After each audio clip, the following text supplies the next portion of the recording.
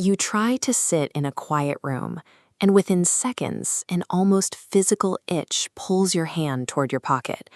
We spend our days in a dizzying cycle of notifications and endless feeds, rapidly flipping between tabs while convincing ourselves that we are successfully multitasking. This habit has led to a reliance on memory outsourcing. Most of us no longer feel the need to remember basic facts, phone numbers, or driving directions because we know a device will store them for us. But the brain is a biological system that strengthens only what it actively practices. When we delegate basic cognitive tasks to a machine, the mental skills required to perform those tasks physically weaken. While this technology offers extreme convenience, that convenience comes with a cost. Relying on devices to manage our thoughts creates a state of cognitive dependency, where our own mental capacity begins to mirror the tools we use. For most of our history, the human brain lived in a world of absolute scarcity. Information and stimulation were rare. Today, we live in a world of unlimited digital abundance, but we are using biological hardware that was never designed for this environment. To survive in that ancient world, we evolved to pay intense attention to 4 specific triggers: novelty, social signals, potential threats, and immediate rewards. Modern software is engineered to exploit these 4 triggers simultaneously. Every like, notification, and short video is a precisely tuned signal designed to capture those ancient survival systems.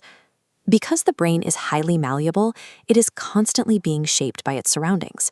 If you are not intentional about how you use your mind, your devices will dictate its development for you.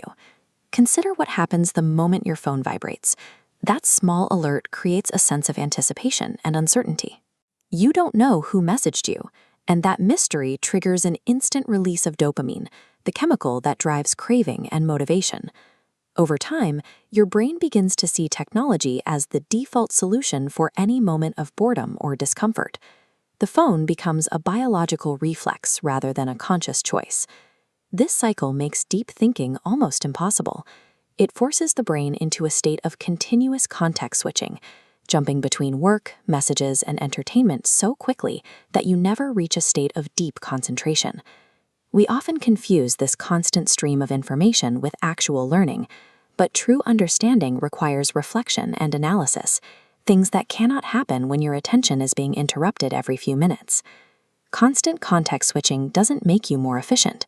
It produces mental fragmentation, leaving you exhausted and unable to sustain focus on a single complex idea.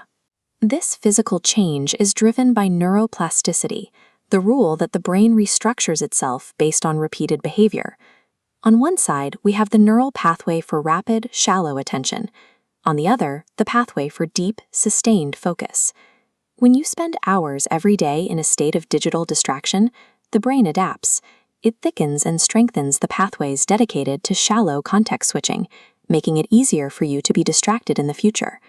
This comes at a biological cost. As the distraction pathways grow, the neural connections required for deep focus are physically pruned away. The less you use your concentration, the harder it becomes to find it when you need it.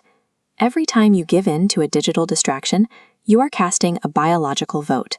You are physically reinforcing the neural patterns that make deep work feel more difficult.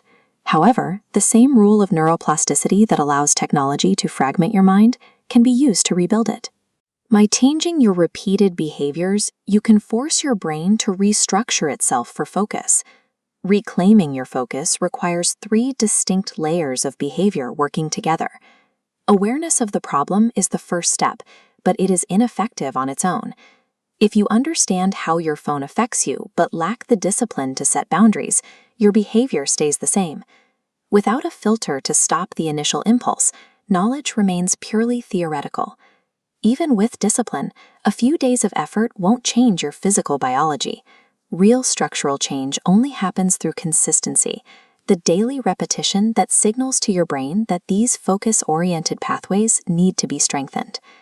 Mastering your attention requires these 3 elements to function as a single intentional system.